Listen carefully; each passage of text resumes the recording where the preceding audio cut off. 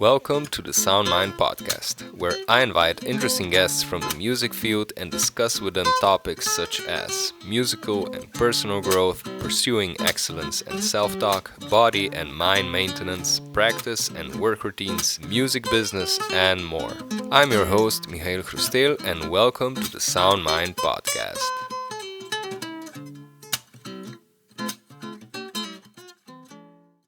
Hello, dear listeners and viewers. On today's episode, my guest is Miroslav Tadić. He is a world renowned guitar player and a composer.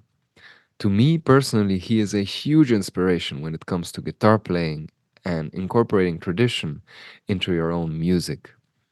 Not many people are aware, but he's also an incredible guitar luthier. And during our conversation today, he'll also present one of his instruments that he's currently building. Along that, he will also share his pre concert routine, his warm up routine. He will share his story, how his musical journey began. And we're going to be discussing dealing with life's challenges and much more. So I really think that you're going to enjoy this one. And yeah, I hope that you enjoy and have fun. Hello, dear Miroslav, and thank you so much that you have responded to be a part of this podcast. And yeah, I really want to welcome you here. Thank you. I'm very happy to be here.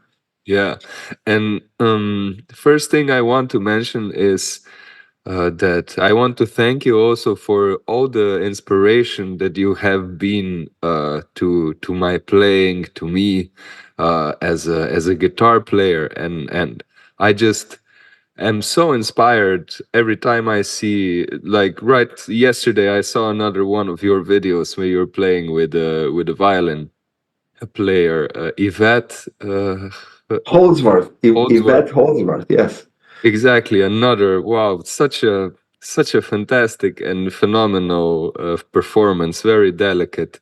And you've always been such a huge inspiration in regard to sound and not only that, but the respect to music. I always felt that the music was in the forefront when you were playing it. Like it nothing was music was never compromised, and you paid so much respect, and with whoever you played, at least in my opinion when I saw your performances, you also were so assertive to the sound, and you gave just the right thing to the music, and provided so that the space was created as complete as possible. Plus the energy, like it flows so seamlessly through your instrument, through your body to the audience, and I'm just a huge fan, and I cannot tell you how much I appreciate for what you've done for music.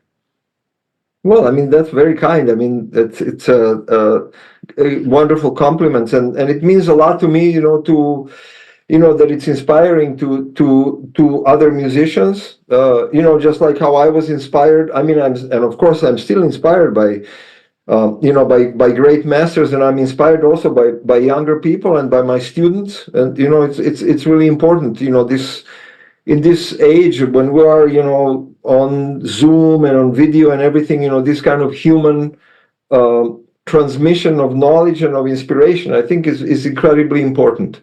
And yeah, it's a big compliment for me what you're saying, because that's really what I do. I don't I, you know I feel comfortable being a soloist, but I really like to provide uh, um, the kind of environment for other musicians where they can really shine. And I've been very lucky since I was very young to play with amazing musicians. And so I really enjoyed the role of supporting the role of accompanist, maybe even more than being sort of like in front. Mm. Yeah, because you did so many collaborations, like I mean, for the ones that I am also really affected by the collaboration with Vlatko Stefanovski, also the Teofilovic brothers, which I also had the privilege to hop in for Mhm. a few concerts. That was also fantastic. But I also uh, was listening, of course, to your solo music, and I think my most listened your solo performance recorded was Ona Sebudi. That one Oh, is just such a, oh, it's such a treat, man, honestly. And the first time I heard it was in Rotterdam. I used to work in a restaurant there when I was studying, and when we would be cleaning up the kitchen, the chef would he's also Serbian, by the way. He would put mhm. on we would listen to some cool music, and he was like, man, listen to this, and then we just stopped for a second and we would just listen to doom do do do do do do do do. Well, so that was also my morning singing here. But yeah, Nice. Yeah. it's Yeah, that's so interesting. I was just actually, I haven't played it for a while. I was just reviewing it the other day. I played it for a friend of mine who's never heard it before and he's Chinese New Zealand person. It's like has no idea who is a Sherlock or Bata or nothing. And I just played, we were trying out some guitars and I played it for him a little bit and he was totally fascinated. So yeah, it's interesting, that was very, sort of informal thing, I was made this solo record called Mirina, which really was never meant to be, issued. I made it for my friends, because I have a house on a small island in Croatia. And, and, because I'm only there in the summer, then when I came back to America, then my friends were telling me, oh, we really miss your playing, and so I recorded on some really very, not very professional equipment at my home. I recorded a bunch of pieces, and then they were playing it for their friends. I just told them, don't, this is just like for us. Don't let people make copies and so on. And they said, we just have, we can't, defend ourselves from who everybody's saying, how could I get this, And then Croatia Records somehow got the word of it. And then I remember it was actually, I recorded, maybe a half hour of music, and I thought, you know what, I'd like maybe to record a few more pieces. And because some of my friends, usually when we are there, there's a friend of mine, Danko Rabrenovic, who is very, very interesting, also musician and a comedian. We like to play that song together. So I thought, oh yeah, so it's one of the things that connected us. And then I realized, oh, you can play this melody all in natural harmonics. right. And it's not like how you usually think about it. You think of it's like sort of like this kind of punk ska things. You're not thinking in terms of this kind of delicate sound. And and yeah, and it just kind of happened, and I thought, wow, that's pretty cool. And then I recorded it, and it's out. It was really just recorded in a room somewhere, but it really sounds really nice. I was just listening to it yesterday. I usually don't listen to my recordings, and I thought, wow, that really. I mean, it's a good idea, of course, but also the sound of that recording is really nice. I'm very happy. I'm happy when I listen to something I did maybe like 10 years ago, and it's like, well, that's really good. I don't want to. Some people say, oh, I wish I did it like this, or oh, if I did it now, it's like, yeah, that's it. It's done. Yeah, yeah, yeah, yeah. It's really. I think that's also something to just accept the music that it was recorded, and especially after, like you said, 10 years, when you listen back and you're like, wow, sounds pretty interesting still to me, and I enjoy it.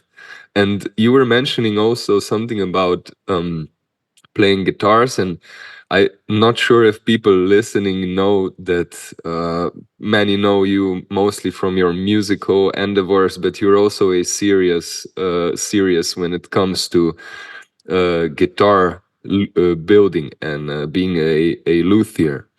And it's not just guitars, but you also like made electrical violins and baritone guitars and bass guitars, fretless. And I've checked the arsenal, and it feels like it's every guitar is an artwork. It feels like so much effort is put also to the design and that, and it's just mind blowing. Can you share what guitar building means to you? Because yeah, it really struck me.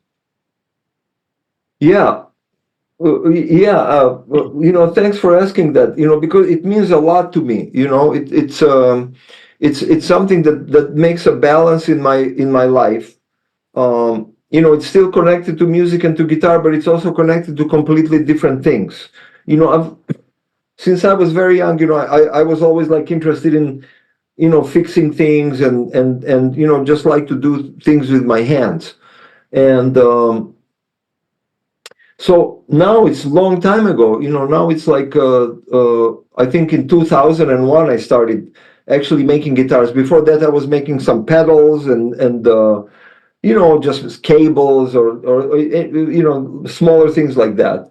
And it really for me it's sort of a form of meditation for one thing, and it's also what's interesting for me is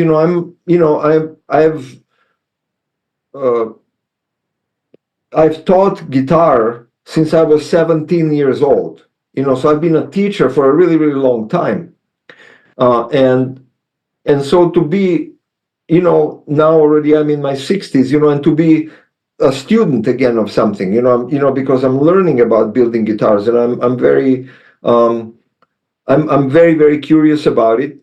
And the level of lutherie today is truly amazing. People who only build instruments are just it's amazing. It's like a golden age of instrument building now. So there are people who are much, much, much more advanced. So I feel really, I feel like I'm making instruments that are very good, but still, there's so much more to learn. And so that's interesting for me, because like, I'll be teaching people like in the afternoon, and then at night I would come and I would be like a student. So that's an interesting dynamic. And then also I just really love working with wood and working with material, because there are so many digital things now. Everything is digital, and the screens and the plastic and everything, and a lot of it is not real. It's like where you make something in Photoshop, you write something in Word, or or even like you're mixing music in some kind of digital domain. And so to be working with materials and to be working, I work a lot with simple hand tools, and to connect to a tradition of thousands of years of people making things, and building tools and finding materials around them, and then using the materials. It's very, very it's exciting for me, and it's very important. It's very important. It's as important as food, as exercise, as a part of balance. And you know I never had any big ambitions about it, but at this point I have many really great musicians who are actually playing my instruments. So I have, all of a sudden, something that I never planned is like I have an expression in a different medium. So it's like you make a contact with a musician, and because I'm a musician, I have a real understanding of it. A professional luthier is much higher level of skill and craftsmanship, but they're usually not really dedicated musicians. So I understand a little more from the inside. Uh, that other person. It's about the sound. It's about the comfort. It's about the how the instrument fits to their body, the material, and so on. And so it's become all of it, it's now it has become a part of my expression, just like music. And some I mean, I was just in like 10 minutes before, until 10 minutes before we were um, starting. I was in the shop. I'm making my number 61 is my 61st instrument, which is, it's pretty good. It's a pretty good experience. It's almost one instrument for every year of my life. Wow. Soon I will come to that. And then also, you mentioned every instrument is different, and I've built baritone guitars, and I built guitars with 7 strings and with 8 strings, and acoustic and electric.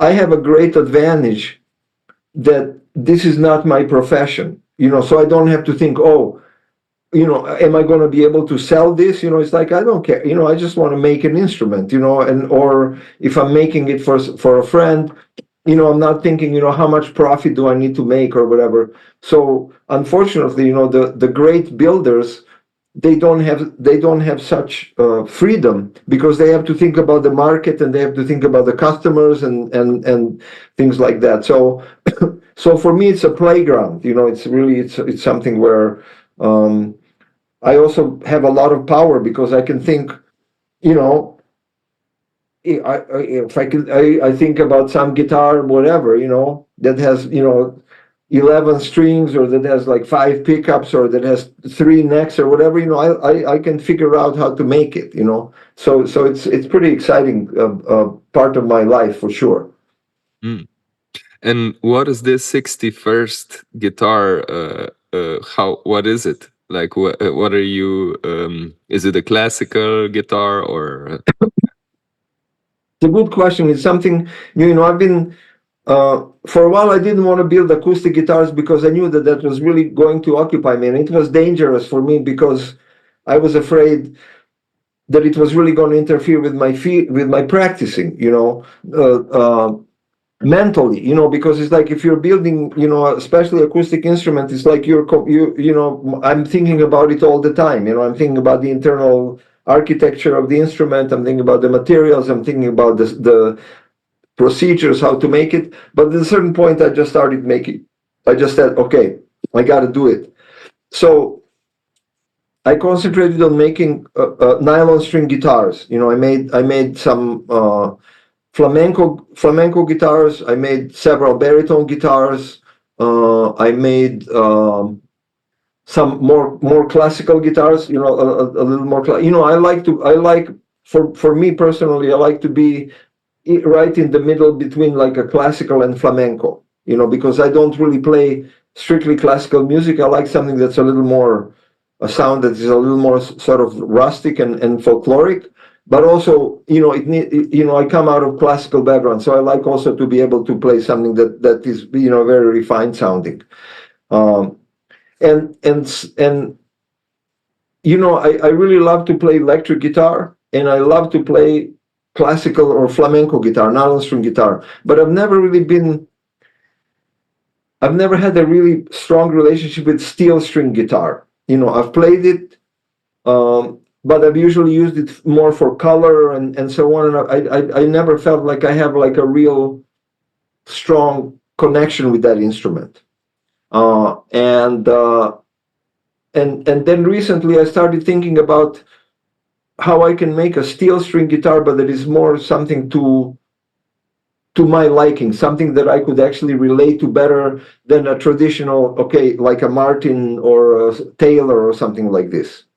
And so I decided to build a, a steel string guitar that is constructed properly, but that would be more like a classical size body, and that would be more based on aesthetics of sound of a classical guitar. So that would be more something that is more counterpoint based, and something that would feel physically also closer to a classical guitar. So it would have a wider neck, maybe it would have a flatter fingerboard, and so on.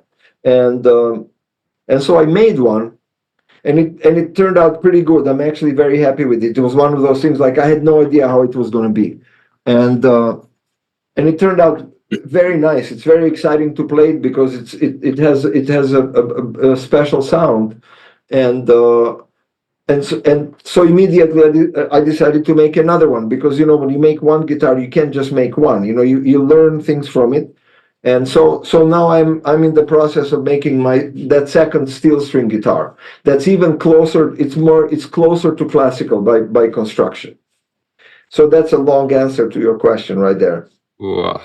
Yeah, it's because it's also funny how things sometimes connect. I'm also in the process of now searching for an acoustic guitar, because I usually play classical, and this is Uh-huh. exactly something the question that I'm dealing with is exactly what you've answered right now, like to get still the elements of a classical guitar, and the sound still inspires in the same sense as classical does, so that you get it on Right. the acoustic. So I hope that some videos and something will be uploaded, so maybe I can then order You get on the waiting list. There are already people. It's funny. I mean, it's right here. That I can. I haven't done any actual recordings of it, but the one I can show it to you if you want. Let please me. do. Oh, please do, please It's do. close. Yeah. So this is the one that is finished. Oh, So look at it. Ooh. see, it's a classical headstock, but it's steel strings, of course, Oh. and it's made of padauk. And this is a spruce, of course, and it's an old style bridge, like all the guitars from 20s and 30s. And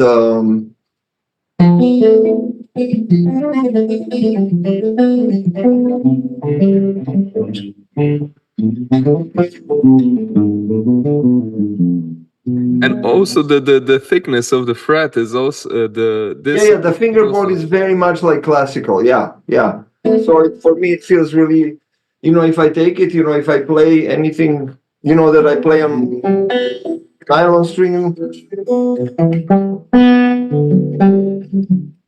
it feels very, it's like almost like no change. And also I was experimenting. This is fretless. See, you see this Yeah. part here is fretless. So it was just for. Oh, too bad this cannot be heard so well.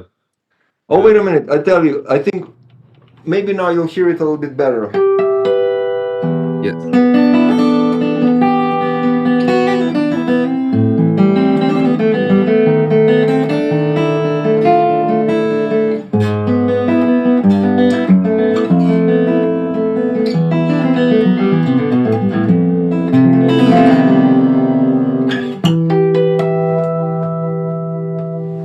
And the fretless bit.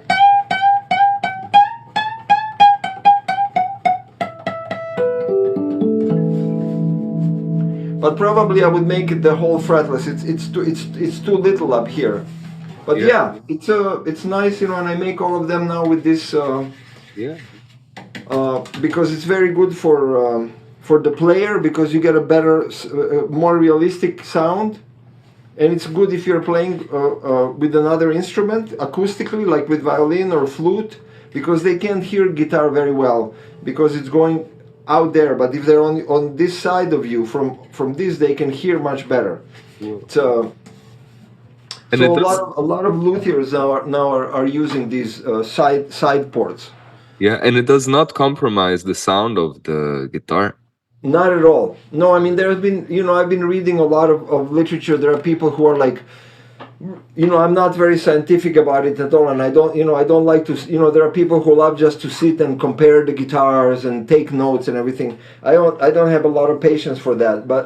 But I've read, they did a lot of tests and blindfold tests and everything, because you can just close it. No big deal. You can make a thing where you can close it. But apparently, it doesn't make difference in front of the guitar, but it makes a big difference for the player, because the player hears a more realistic sound, because when you're playing, you're actually behind the instrument. You're not in the same place as the audience. Yeah. You've also talked before about the contrast of playing as a soloist and as a part of a setting. And I'm curious about the mindset. Is there a different mindset to it when you think or when you perform either solo or as a part of either a duo or a different setup? Well, yeah, yeah. I mean, uh, it depends how you define mindset. Mindset is different every time you play. It's not. It's whether you're playing alone. It's a different if you're playing alone in a small room for 10 people and it's enough, or if you're playing in a concert hall for 200 people acoustic, or if you're playing for 2,000 people with a microphone and there's television cameras and stuff like that. It's a lot of different situations, even with solo. And then with the when you're playing with other people, it's who you're playing with. It's technical things. How well do you hear them? How well do you see them?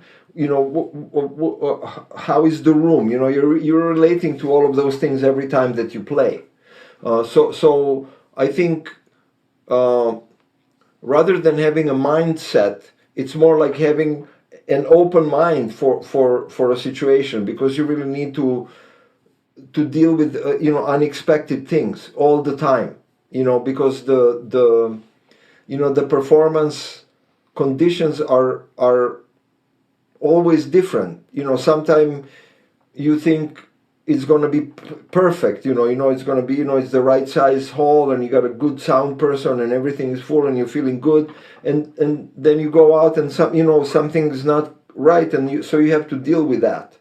Or other times, you think, oh, this is going to be hard, and then it's all of a sudden it's just like everything feels light and everything feels possible. So you know I think, for me, if I can put it to words, is like it has to do with energy. It's like the energy, the balance of energy, the energy of the room, the energy of the audience, the energy of people that you're playing with, or if you're not playing with people, you're with yourself. There's always a relationship going on, right? So the things that are similar between solo playing and between playing with people is that if I'm playing solo, there is a relationship to the audience. If I'm playing with people, then it's a relationship to the other musicians and to the audience. So it's a little more complex, but ultimately it's these kinds of relationships that are happening. Because it's not, you're not playing for yourself. You're always interacting. So it's different types of interaction, and I think having flexibility is really important. One important difference between playing solo is that I improvise a lot, whether I'm playing with somebody or by myself. But when you're solo, it's like you have to provide everything. You have to provide the ideas. So if you're in a place where you just kind of feel stuck a little bit or lost a little bit, you have to pull yourself out. When you're playing with somebody else, they'll throw something at you and boom, it's like you're, and you will do the same thing for them. So it's a little more of a lonely kind of place when you're alone. But when it's really good, it's very special. When it's just you and the audience. But it's very rare. I was watching. I watched it many times. There is a Paco de Lucia documentary where he talks about it. I mean, you're talking. I mean, this guy. Every time you see him, is like it's amazing. And he talks about how rare it is for him when he feels like the things are really happening, you know. And it is rare, but when it happens, it really is special. And do you also have a like, what is your pre-concert routine? Like, just for example, just before going on stage. I'm curious about that. Well, it has to do with flexibility also, because if you are, you need a certain kind of routine, and you are in some city, and like 10 minutes before the concert, a friend of yours from elementary school shows up that you haven't seen for 30 years and comes into the dressing room, and you need to concentrate. It's like, okay, now you have to deal with this situation. I'm not just going to say, hey, go away, because I have to you know what I mean. It's like, um, uh, there is ideal situations, of course. I mean, I really like, I really don't like to be disturbed before the performance. I like just to, it doesn't mean that I necessarily have a routine that that I'll meditate or that I'll do certain kinds of exercises or something like that. It will be different at different times, but I like not to have interference, in the space. I like to have the respect for that space. But it's, at least half of the time, it's impossible, for it to happen. It could be, some people really insist on that. If you're Keith Jarrett, you're going to get exactly what you want. But I'm not, it's not so important for me.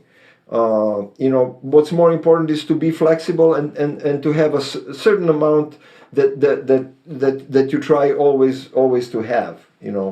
I like to, um, I like to be with my instrument, but I don't like I don't like to practice anything strenuous at all. No, nothing fast or anything. Just like to be in contact with the instrument.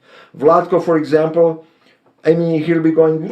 I mean, just like really like, very fast, energetic kind of playing right before going out on stage. And he has that. He has a different energy, and I need more of like, just some space, but I like to be I like to be with my instrument. And so sometimes it's a compromise. Maybe somebody's in the room and they're asking you something, or they're talking or something, and so if I'm with the instrument, I'll talk with them, but I'll still want to have that with me. I also like, not to eat a lot, but I need something. I need a banana. For me, it's like, this is the most important thing, is I have to have a banana in the dressing room. Okay, that's like my requirement. Some people have these big lists of everything that they want to have. I need to have some bananas. So, let's say maybe if I've eaten, if I've not eaten, sometimes you're traveling, you're arriving from somewhere, you didn't have time to eat or whatever, but for me, I know if I have that, I'll get through the concert. Wow. So there you go. Yeah. And I also have a similar thing, or so now I became more flexible before, like you were talking, before the concert, kind of making my mental space to go on stage.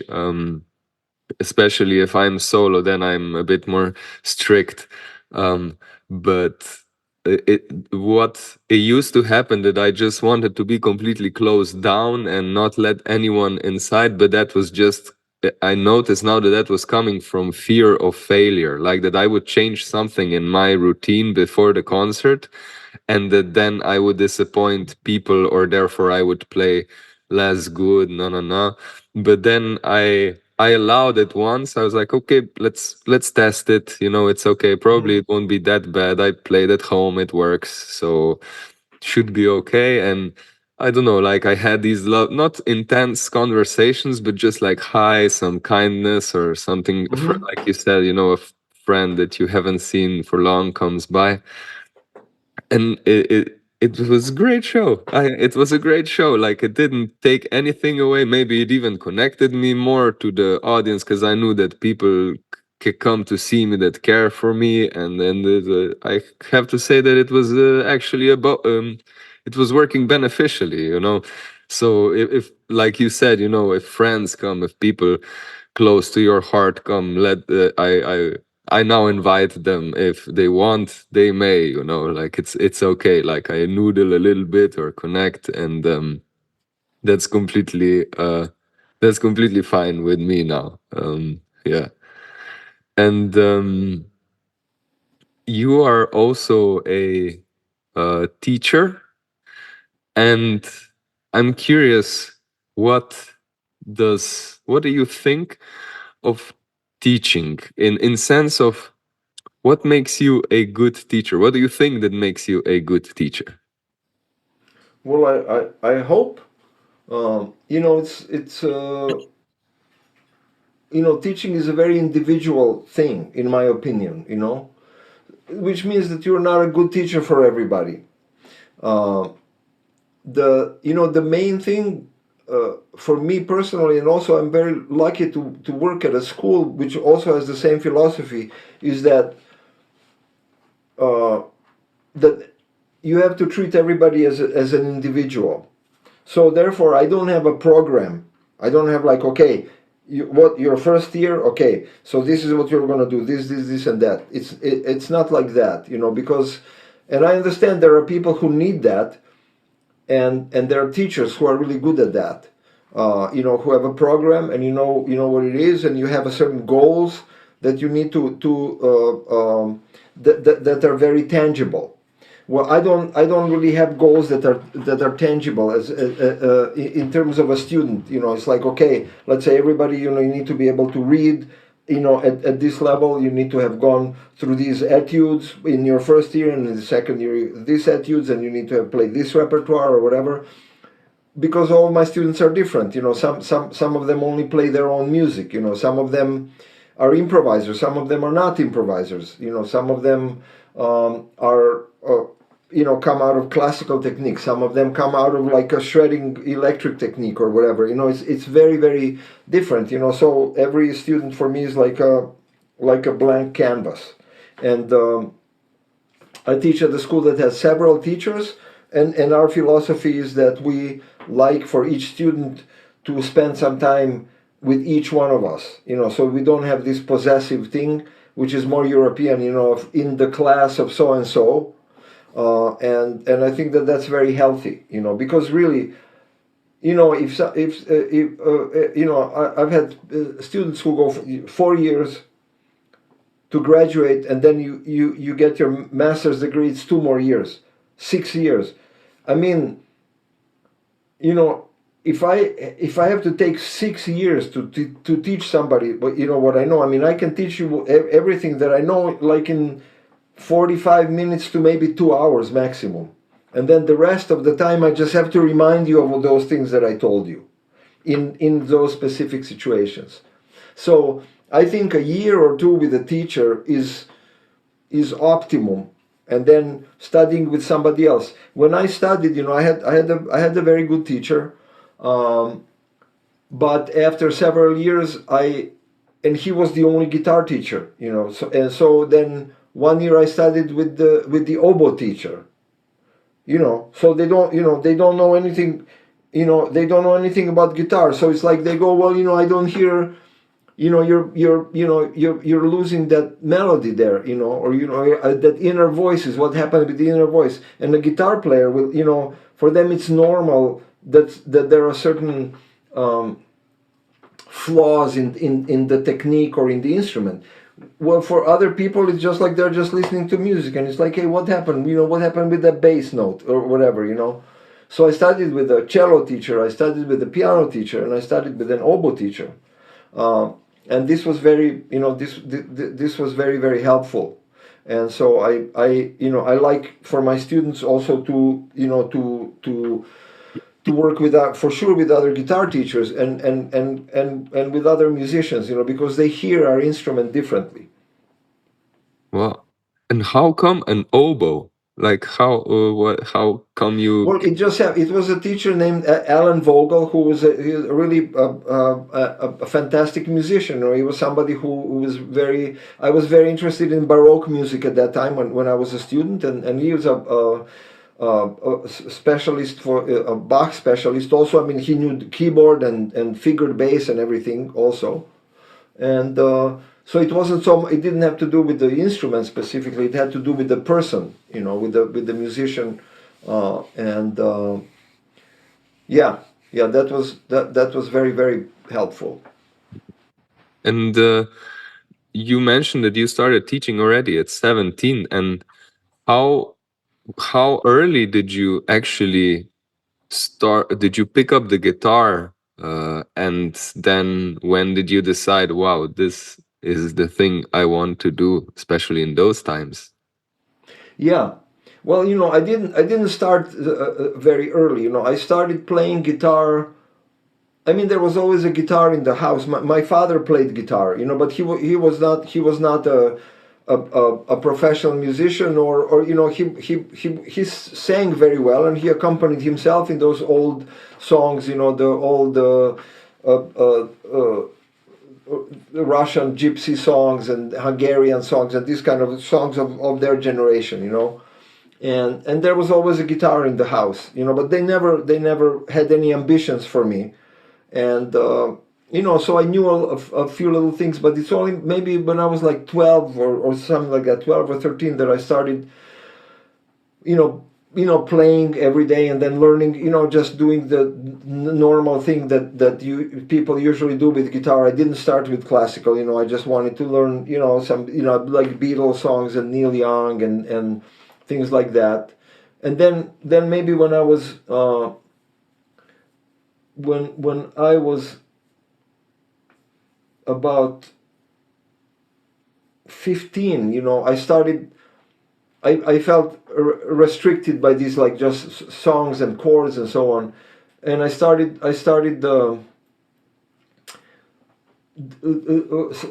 learning some classical music, and I learned how to read.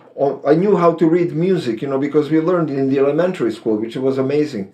But I didn't know how to read on guitar. So then I learned how to read, and so it was completely self-taught classical, and then I started actually taking lessons, and then at a certain point, just like what you said, maybe I think when I was about 16 or so, I thought, hey, I could actually do this, and I don't have to go to regular high school. I can go to music high school, right? And so I switched, because I didn't like mathematics and these things, and I thought, wow, you could just have a few normal subjects, just the language and a few things, and then you can have music, and so that's, that was when I switched to a middle music school, like a conservatory, and then and then at that point, it was already, I knew how to play well, that I could, when I say I started teaching at 17, I was giving like lessons to kids, just teaching them songs and things like that, so yeah. And then we had this summer music camp in Istria, in Groznan, and I went there, and my, a group of my friends, all of the, my generation of people who have become, serious professional players. We were going there, and we were getting all of the information, and then I started studying with one of the Italian teachers. I went and I studied in conservatory in Ferrara, and then, through some private circumstances, I actually ended up studying here in America. Studying in the school where I'm now teaching. Wow. And do you, because you've been living now abroad for how many years? I have lived in Los Angeles since 1979, so this makes it 45 years. Huh. 45 years. Yeah, I left Yugoslavia when I was 18 years old. Whoa. But I go, I go, uh, since a long time ago. Ever since I could afford to buy a plane ticket back. I was going back, and then since you know the late 80s, when I started recording in Germany, and then then when I started working with Dusan Bogdanovic, and then with Vojin Draškoci, and then when I met Vlatko, then I've had sort of like a separate music career in the former Yugoslavia.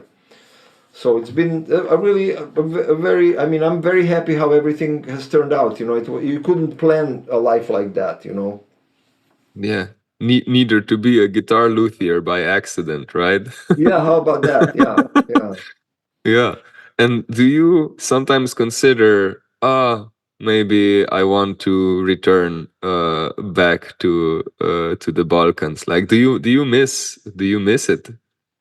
Well, I don't miss it, and the only reason I don't miss it is because I spend a good amount of time there. It's a really good balance for me. So um, I get a good dose of Balkans, and I get and then when I'm here, a lot of my students are interested in Balkan music, and I keep the language. I'm very uh, connected with the Serbio-Croatian language, and I speak it perfectly. I don't have I don't speak with an accent like a lot of immigrants do after some years, and I have friends that I speak with regularly, and I feel connected. I don't miss it, but of course I would miss it very much. From the time when I started going and spending at least like about 2 or 3 months every year in mainly in Croatia and in Serbia. Um, Ever since then, I felt a really good balance in my life. But to answer your first question, yeah, I mean, it's the things in the world are becoming very uh, difficult, and also in America, there is a lot of everything is politicized. There's a lot of um, um, conflict between people, and a lot of really very superficial sort of divisions of people. But it's like that, unfortunately, in the whole world. So I love being in California. It's a nice place. It's relaxed. It's not like New York, where things are very sort of stressful, and so on. But so I have been thinking recently. Hey, I could.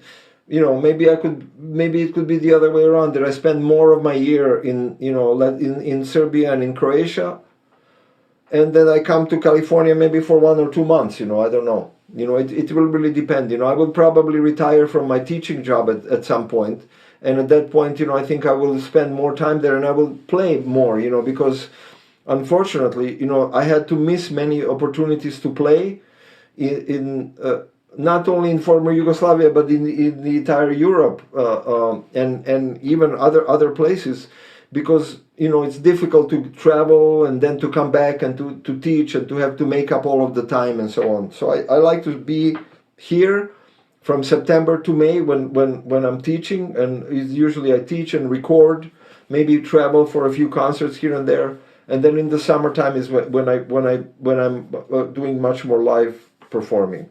Mm. Yeah, I think if you are performing here in Europe more, I think a lot of people will appreciate it. So I hope so. I hope so. I think many of us are now rooting for for that.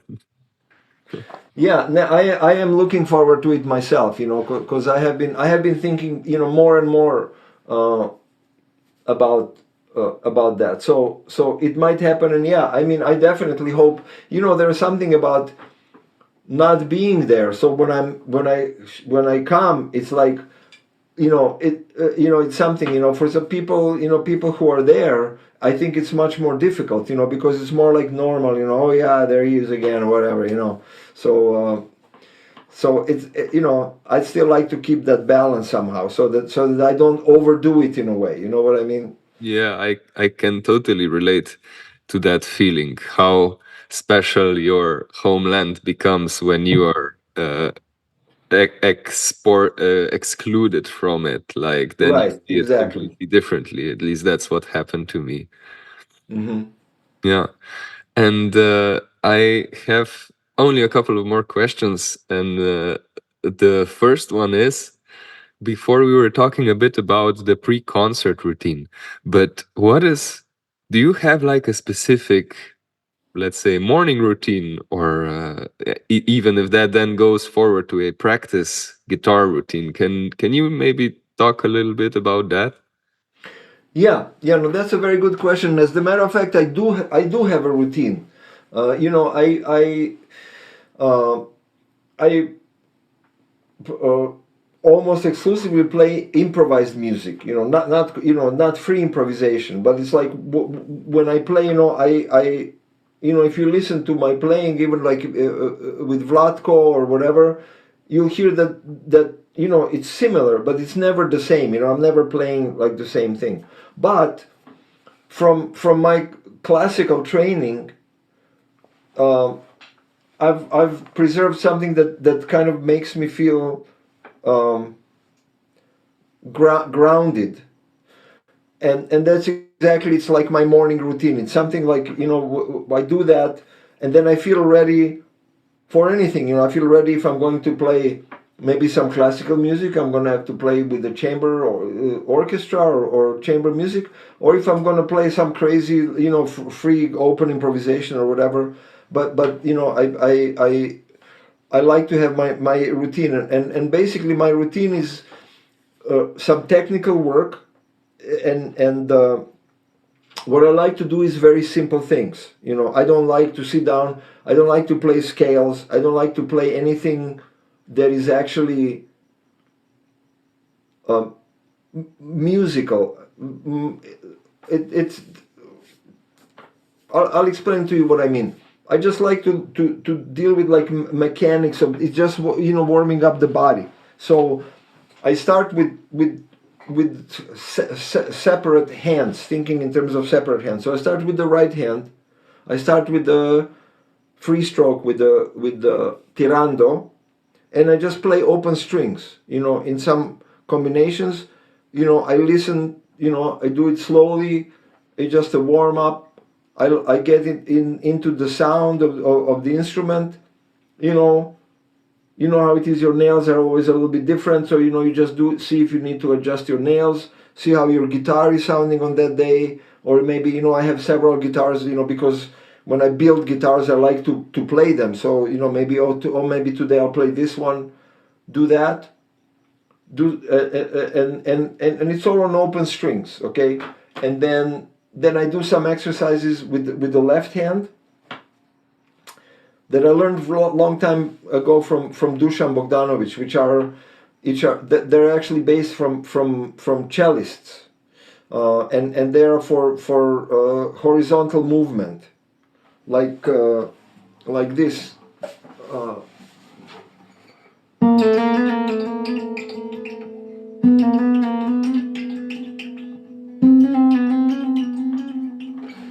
Working with the transferring weight from one finger to another, doing horizontal movement, and be relaxed.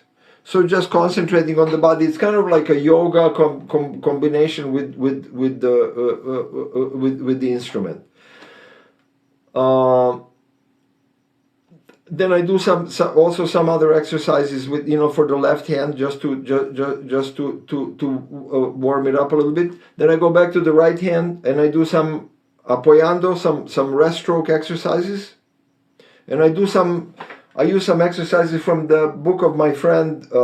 Maybe you know it. It's called the Pumping Nylon. It's from Scott Tennant. I don't know Yeah. if you know that book. It's I know. very I good. know it. It's a very good technical book. And you know, we are generation. So he studied in a different school, but we've known each other since we were like teenagers.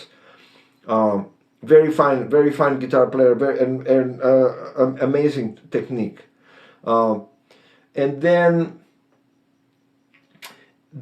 I do some rasgados, you know, because I use a lot of flamenco techniques, and I do rasgados. So that's the first time that when I'm actually playing something that's you know, maybe I will also improvise something, do some of the harmonic you know, changes that are common in flamenco, but you know, basically improvise and just spend maybe 10 or 15 minutes in going through different rasgados and some of the special flamenco techniques.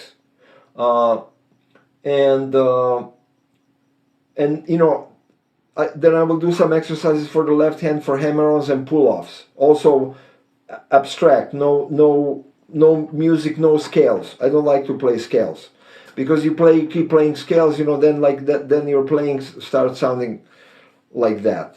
So when I finish that, then I have then I have a section when I'm actually playing some music that is kind of technically defined, and so I play etudes basically. You know, I still go from the classical. So I usually will play um, some of the Sor, some of the Carcassi, Villa Lobos. You know, do about 10 pieces.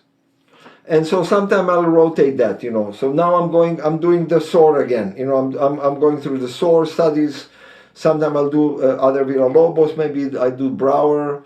Other times, you know, maybe I will read or something. But so once I finish this part that is completely technical, just purely technical, then you know, I'll start playing music, you know. And then from that point, it's like, you know, whatever happens, you know. You know, another thing that I really like to do is I just like to practice grooves. You know, just, you know, maybe I'll put on a metronome, or maybe I'll put on like a Steve Gadd a drum loop or something like this, and just play like for 15, 20 minutes, half hour, just like play one thing over and over again. Because I really enjoy that, and it's like it tunes me in to time, you know, working with time, you know, exactly where you are, exactly where it is, relaxing, you know, physical and mental, you know, going into time. I think that's very important. Mhm. So yeah, that's the, Yeah. you know, that's so the thing that it really helps me. Let's say if I, you know, if I'm playing, you know, if I fly somewhere, you know, and it's I played recently in China, you know, so it's like it's a big time difference, you know, it's like big, you know, it's like you know, whatever, 16-hour time difference. So you're like, and so you arrive, and then let's say the next day, next night you have a concert, you know. So in the morning when I get up wherever I am, if I play this, you know, it's about 45 minutes to 1 hour, you know, I feel okay. You know, now I'm here. I don't know where I am, but I'm landed. So I feel like um, I can play even under circumstances that are pretty difficult. Wow. Yeah, I cannot imagine how it feels to have a time difference of 16 hours and the jet lag. I did 6 hours, and that was like, whew, it was, I barely came to my senses when I was there. And Oh, I've played. I mean, I've had concerts where I've like a 9 hour time difference. You fly for 12 hours. They pick you up at the airport. They drive you for 3 hours on stage. They put you on stage in a festival, and then you play. You know, it's like it's a kind of like you're in a surreal space. You know, but it's like, you know, you get through that. So yeah, you know, that's comes back to that earlier thing that we were talking about. It's like, you know, circumstances that could like make you really stressed out and really nervous. if you think of it, it's like this is just like, it's like some you're like in a different world, and just enjoy it. Really, it's like circus. It's like you're like it's some other kind of space. Hmm. Yeah, I see you as such a just a wise human being, and I'm curious. Would you be willing to share, for example, something that uh, a struggle that you recently overcame, or something that you're dealing with, and that how are your methods of coping with it? Do you have something maybe? Well, I don't. I mean, I know a lot of people, see me as like a mentor and rely on me. But and often people will have a sense of a person like that as like, they got everything figured out. But it's not like that at all. And you're going through the same, through the same kind of struggles and doubts and one thing that that I was sort of gifted with is, I don't have a need to be the best. I've never had that. I've never had this thing of like to compare myself to other people. And I think that a lot of problems that people have, and I see it in students, and I see it also in musicians, even great musicians, is this thing of comparing yourself to somebody else, because it's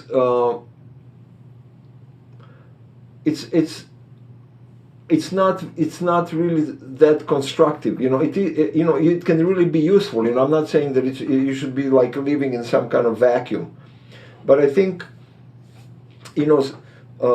comparing yourself to somebody, or striving for some goal that you have sort of constructed that might not be realistic, or this idea of like you have to push yourself. You always have to be like going for the next step. It's like, yeah, it sounds good, but it really depends on how you use that. And a lot of people are very unhappy because they always feel like like they're always after something else. And so the way that I think about it is like, wherever you are, a year before, you were fantasizing about being in that place. So you are now in that place. So if you think about it that way, then you realize just the fact that you pick up the guitar and you can play something, anything. It's like you're already somewhere. And so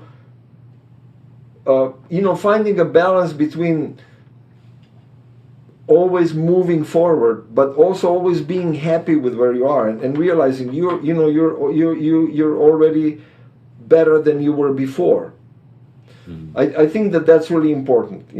And there's another thing that I find with a lot of young people and with a lot of my students is this idea. People say with pride, they say, I'm a perfectionist. It's like, and so I tell them, so being a perfectionist is really detrimental, because it's going to make you unhappy always, because there is no perfection. I mean, what is perfection? Perfection is the way the things exactly are. This is how they are. And so this idea of always pushing yourself into something that is eluding you, can be really discouraging, and you can lose the joy of doing of doing what you're doing. It's like I mean, what are we doing? It's like, it's like when people, it's like, let's say you're on a plane and somebody is sitting next to you that you've never been, and it's like, you start a conversation, and it's like, hey, blah blah, where are you going? Blah, what do you do? And I say I play guitar. It's like, it's the most amazing thing you can say. So just enjoy it. I mean, it's a really really important thing. Even if maybe you're not, maybe you can make a living playing guitar. Maybe you have to have some other work as well. But it doesn't matter. It's really important to enjoy what we do. Mm. Um, so I hope that answers your question a little bit. So I sound like I'm very wise, but I can, I have to say this to myself also, because I don't always feel like that. But I think that that's really, really important, and I think that will help a lot of people uh, who are sort of struggling every day, with the dilemmas. How good am I? And well, this person is whatever. How old? I'm already. So I mean, I have a student, who's like 21 years old, and he says, I have, what have I done with my life? It's like, dude, man, you're just starting. You know what I mean? But people are really serious, Yeah. and I have to take that seriously, Yeah. because it's real for them. So I can't just laugh and I say, man, I didn't know anything when I was 21, and now I'm your teacher. You know what I mean?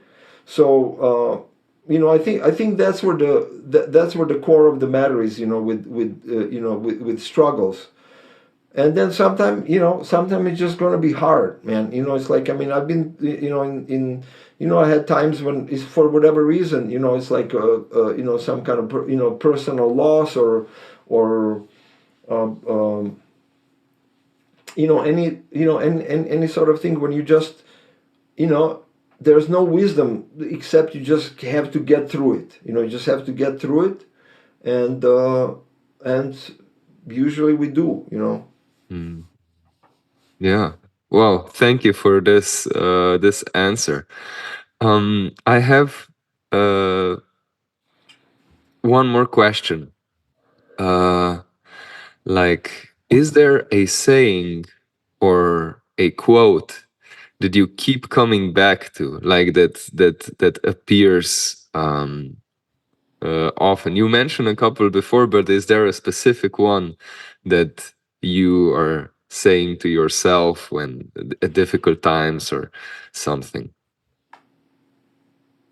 Well, I mean, it like everything else that I said. It always depends on the situation. But I have um, I remember this story that my father told me. We had, when we were kids, we had the really great doctor, who was a pediatrician, a children's doctor, who was also a friend of the family. Like a wise, this is like the wise man for me. Like, when I remember, this is, and even when we were growing up, and even for my parents, although he was like their house friend, but he was always, the wise, somebody that you really relied on. And especially when it came to any kind of like physical, like you're not feeling so well or whatever. And uh and so my father, I don't know, I think maybe he was having some problems with the, some kind of a health problem, but that basically was not something that you can fix. Maybe it had to do maybe with age, or just like with some kind of genetic thing. It wasn't something, it wasn't like a terrible disease, but it was just um you know something like, oh, I have like a, my whatever, my back aches or something like that. I don't remember what it was, but I remember, he was asking the doctor. He says, when I'm feeling like, when my head is like a little bit like foggy and stuff like that, and it's, what should I do? And he said, stand it. In our language, it's trpi. It's like, just it will go away. It's like, it's just, some things you can't do anything about, and just deal with the fact that it's there, and you try to, basically have like a relationship with it. This is one thing that I quote often, from this, Billie Holiday sang this song called uh, Good Morning Blues. Is that what it's called? Well, the line is, Good morning blues, sit down. Like, okay, you're here, so let's deal with it. So I guess those are similar quotes. Those are the ones that come to mind right now. Wow. But I like, I like poetry, and I remember a lot of lyrics. So I'll always remember, things, depending on the situation.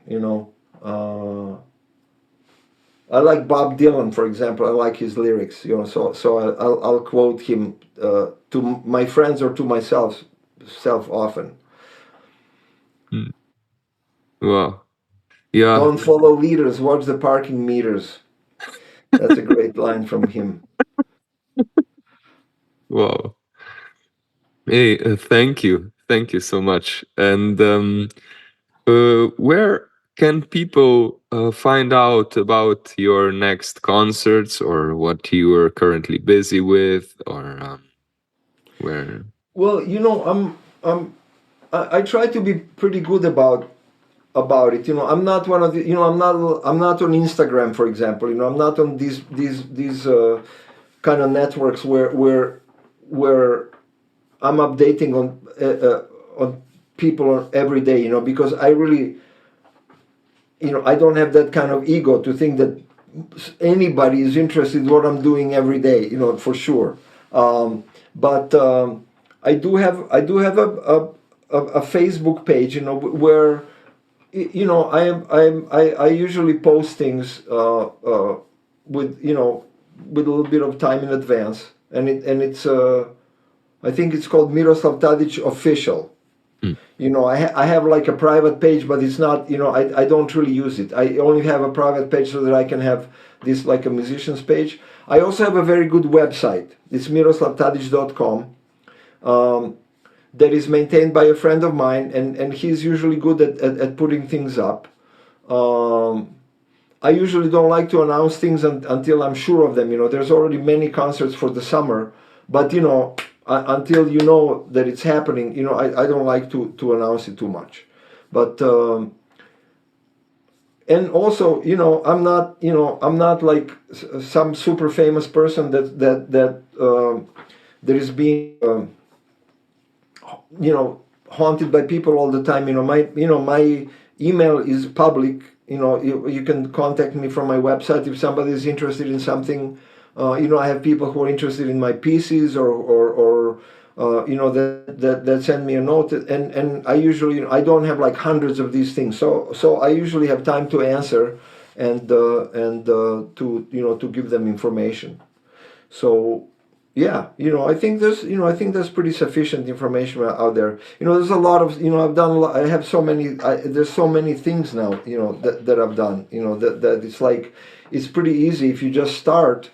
I mean, on YouTube, if I go, I haven't seen half of the things of mine on YouTube. I mean, people put all kinds of things that I want and that I don't want, but what can you do? I just don't have time for that.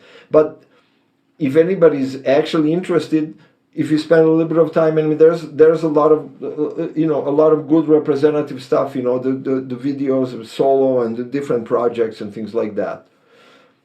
And Yeah. my website is very informative. It's like, it has the discography, and it has a lot of samples and things like that, more than anybody will want to know.